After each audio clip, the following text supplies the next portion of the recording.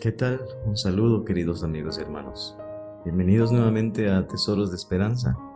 Es una gran alegría el poder saludarles nuevamente, deseándoles como siempre que Dios los esté bendiciendo grandemente y que juntos podamos seguir escuchando su llamado y aprendiendo a través de su santa palabra.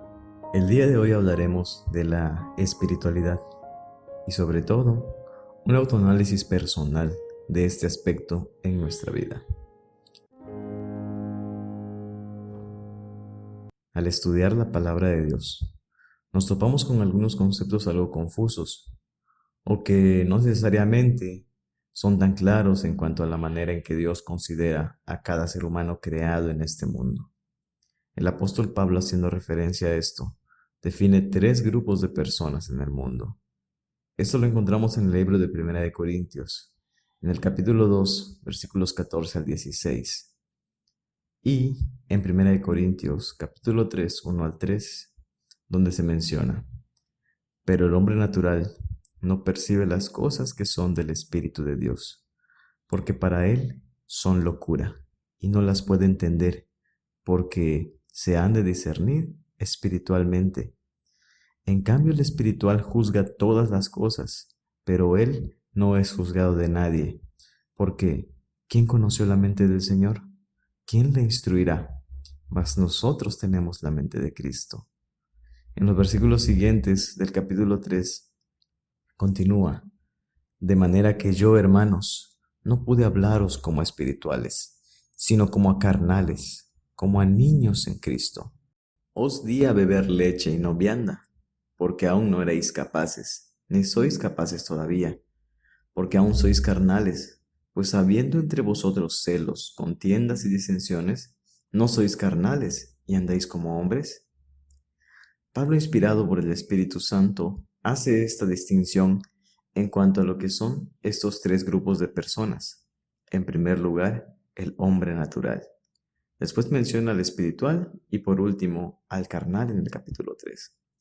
Siempre encontramos esta distribución, incluso hasta nuestros días, y todos caemos en alguno de estos tres grupos.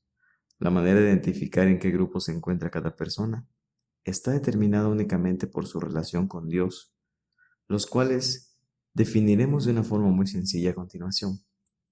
El hombre natural, este tipo de persona no tiene ningún tipo de relación con Dios, o su interés es nulo totalmente. Podríamos decir que es aquella persona que simplemente vive su momento y no tiene ningún tipo de preocupación por las cosas de Dios. Pero antes de definir a los otros dos grupos de personas, es necesario que entendamos, y por eso recalcamos, tanto el hombre espiritual como el carnal los encontramos dentro de la iglesia, y el criterio para definirlos es su vida espiritual, o dicho de otra manera, su relación con el Espíritu de Dios. El espiritual es llamado así porque está lleno del Espíritu Santo. Jesús es el centro de su vida. Tiene una comunión constante con el Señor gracias a una fe poderosa. Existe una gran diferencia entre el espiritual y el carnal, ya que en ese tercer grupo encontramos personas que, aunque han conocido lo que es la verdad, Cristo ha llegado a sus vidas, pero continúan viviendo como el mundo lo hace. Vive del poder de la carne, o sea, de las fuerzas y habilidades normales que posee cualquier persona. Así lo define Pablo en Romanos capítulo 7. El versículo 14 dice: porque sabemos que la ley es espiritual, mas yo soy carnal, vendido al pecado. Como vemos, el apóstol deseaba vivir de forma pura y justa.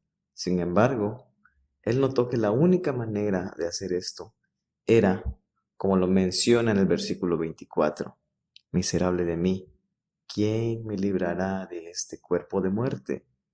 Gracias doy a Dios por Jesucristo nuestro Señor. Así que yo mismo con la mente sirvo a la ley de Dios, mas con la carne a la ley del pecado. Por ello, en 1 Corintios capítulo 3, él decía a la iglesia de ese lugar que parecían niños espirituales.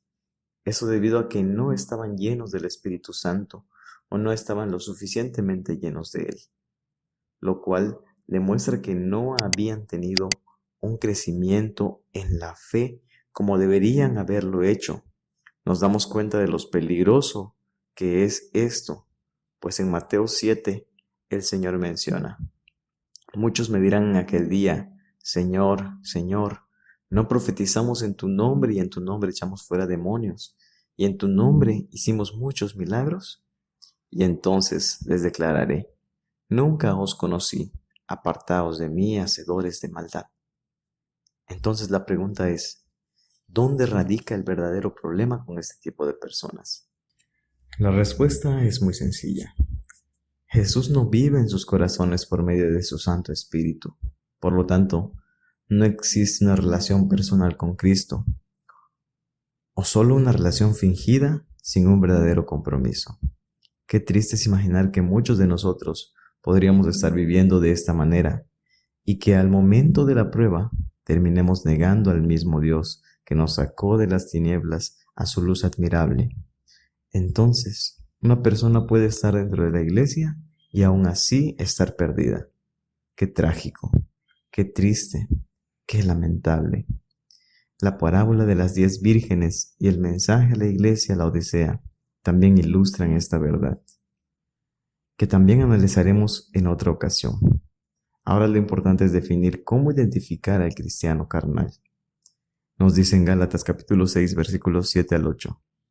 No os engañéis, Dios no puede ser burlado, pues todo lo que el hombre sembrare, eso también segará. Porque el que siembra para su carne, de la carne segará corrupción. Mas el que siembra para el Espíritu, del Espíritu segará vida eterna. Aquella persona carnal intenta seguir a Jesús y vivir de la manera que a Él le agrada. Sin embargo, no ha podido entregar su vida por completo a Jesús, o lo ha intentado, pero también ha recaído. Por ello es que sin darse cuenta, quiere vivir de acuerdo a la voluntad de Dios y al mismo tiempo de acuerdo a sus propios deseos. Y como es de suponerse, esto no funciona. De ahí es que viene a ser tan peligroso el vivir de esta manera, en la tibieza, con la seguridad de estar en el lugar correcto, pero lejos de vivir la verdadera experiencia espiritual que el Señor desea obrar junto con nosotros. Sin embargo, aunque hay muchas señales en nuestra vida que nos son una alarma en cuanto a esta forma de vivir, recordemos la palabra del Señor Jesucristo a la iglesia, la Odisea. En Apocalipsis capítulo 3. Por tanto, yo te aconsejo que de mí compres oro refinado en fuego, para que seas rico, y vestiduras blancas para vestirte, y que no se descubra la vergüenza de tu desnudez, y unge tus ojos con colirio, para que veas. Yo reprendo y castigo a todos los que amo. Sé pues celoso y arrepiéntete. He aquí, yo estoy a la puerta y llamo. Si alguno oye mi voz y abre la puerta, entraré a él, cenaré con él y él conmigo. No perdamos la bendita esperanza, que el que empezó la buena obra la perfeccionará. Cristo está dispuesto a morar en nuestro corazón. Escuchemos su llamado y entreguemos nuestro espíritu, alma y cuerpo a su dirección. Dice su palabra en Romanos 12:1. Así que, hermanos, os ruego por las misericordias de Dios que presentéis vuestros cuerpos en sacrificio vivo, santo, agradable a Dios, que es vuestro culto racional. Esperamos sea de bendición para todos ustedes esta gran verdad de su palabra y continuemos aprendiendo más de este mensaje para nuestro tiempo. Te invitamos a suscribirte. Deseamos que Dios derrame sobre ustedes y sus familias un caudal de bendiciones.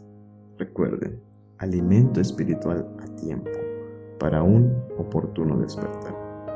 Dios te bendiga.